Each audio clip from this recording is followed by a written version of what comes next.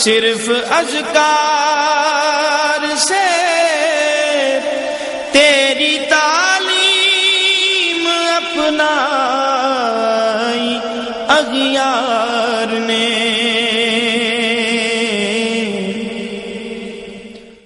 بسم اللہ الرحمن الرحیم۔ ادراک کی 15 روزہ علمی و فکری نشست میں خوش آمدید۔ آج کا ہمارا موضوع ہے رشتوں کا تقدس اور ہمارے معاشرتی رویے۔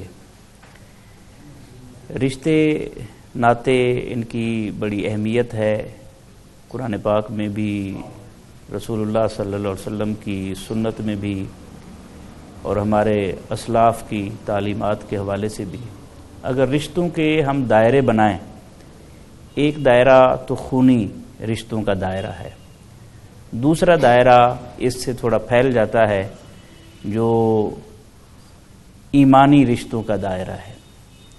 اس سے اگر اوپر جائیں تو پھر انسانی رشتے کا دائرہ ہے، اور اس سے بھی اگر اوپر جائیں تو پھر مخلوق خدا سے اوورال جتنی بھی مخلوق ہے، اس میں جانور بھی شامل ہیں، اس میں پرندے بھی شامل ہیں، اللہ کی مخلوق سے رشتے کا ایک دائرہ ہے۔ اسلام وہ خوبصورت دین ہے جس نے خونی رشتوں سے لے کر مخلوق کی جتنی بھی قسمیں ہیں، ہر حوالے سے اس نے ہماری رہنمائی فرمائی ہے۔ چونکہ اس دور میں اقبال نے کہا تھا، ہوس نے کر دیا ہے ٹکڑے ٹکڑے نوع انسان کو، اخوت کا بیاں ہو جا محبت کی زباں ہو جا۔ تو چونکہ رشتے پامال ہو رہے ہیں، اولاد والدین کی فرما بردار ہے، والدین اولاد پر ناروا جبر کرتے ہیں تو بچے گھر سے راہ فرار اختیار کر لیتے ہیں، مسائل ہیں۔ بیٹی ماں کے ساتھ الجھ رہی ہے، بیٹا باپ کے ساتھ الجھ رہا ہے، شاگرد استاد کے ساتھ الجھ رہا ہے، چھوٹے کا ہاتھ بڑے کے گریبان پر ہے۔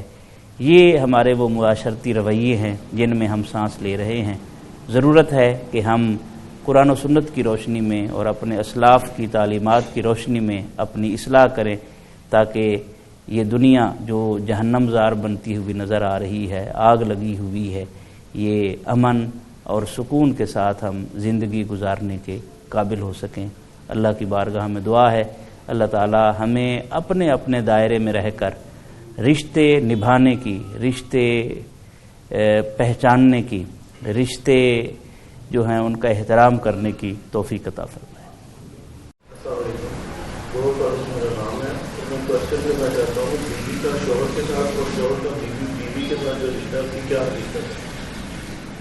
بڑا اہم سوال ہے اور پریکٹیکل سوال ہے، ہماری زندگی سے یہ تعلق رکھتا ہے سوال۔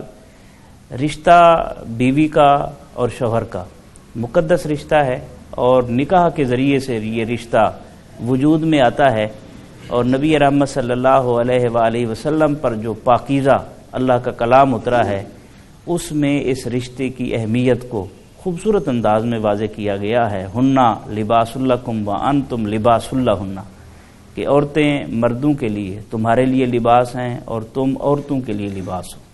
مفسرین فرماتے ہیں لباس کی 3 خصوصیات ہوتی ہیں۔ ایک تو لباس سردی اور گرمی سے بچاتا ہے۔ حالات سرد مہری کے آ جائیں یا تلخیاں بہت زیادہ بڑھ جائیں، میاں اور بیوی کو لباس کا کام کرنا چاہیے، ایک دوسرے کی پردہ پوشی کرنی چاہیے۔ دوسرا، لباس کا یہ فائدہ ہوتا ہے کہ لباس خوبصورتی کا سبب ہوتا ہے۔ اچھا لباس اچھی شخصیت کی پہچان ہوتا ہے۔ اسی طرح بیوی کو شوہر کی عزت کا ذریعہ بننا چاہیے، شوہر کو بیوی کی عزت کا ذریعہ بننا چاہیے۔ اور تیسرا، لباس جو ہے وہ پردہ پوشی کرتا ہے، تو مرد کو چاہیے وہ شوہر بیوی کے جو عیب ہے ان پر پردہ ڈالے، اور بیوی کو چاہیے کہ وہ اپنے شوہر کے عیبوں پر پردہ ڈالے، پھر یہ زندگی کی گاڑی چل سکتی ہے۔ ہمارے ہاں پرابلم یہ ہے کہ ہم اپنے آپ کو معصوم سمجھ لیتے ہیں اور دوسرے کو گناہگار سمجھ لیتے ہیں۔ ہمیں ایک دوسرے کو انسان سمجھنا چاہیے، اور جو انسان ہوگا وہ بھولے گا بھی صحیح، وہ غلطی بھی کرے گا، وہ اس سے چیزیں مس مینج بھی ہو جائیں گی۔ تو ان تمام صورتوں پر اگر وہ نظر رکھے اور اپنے رشتے کو بچانے کی کوشش کرے تو میاں بیوی کا رشتہ بڑا مثالی رشتہ ہے، اور اس کے پھر اولاد پر بھی اثرات ہوتے ہیں۔